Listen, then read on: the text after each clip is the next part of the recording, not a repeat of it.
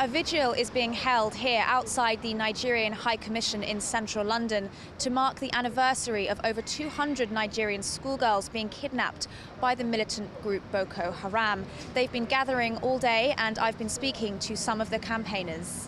We're coming here today to hold some silent rallies, to pray in our hearts and just to hold up signs to remind the world and even remind the UK that these girls are still missing and we still have them in our thoughts and in our prayers. And they could still be alive and hidden somewhere.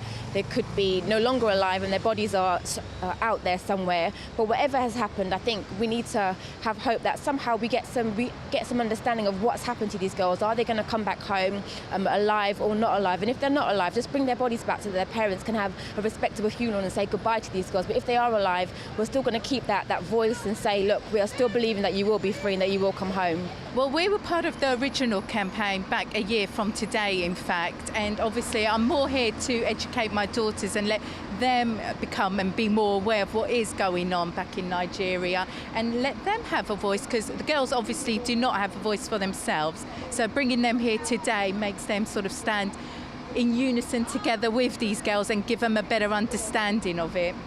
I want everybody in London and in the world to know what's happening in Nigeria, and I want to show them what you can do to help, to come to demonstrations and things like that. There's two reasons mainly. One is to show solidarity with the 200 plus girls who were abducted, and secondly to hopefully put pressure on both the Nigerian authorities and our domestic authorities to do something in the north and northeast of Nigeria.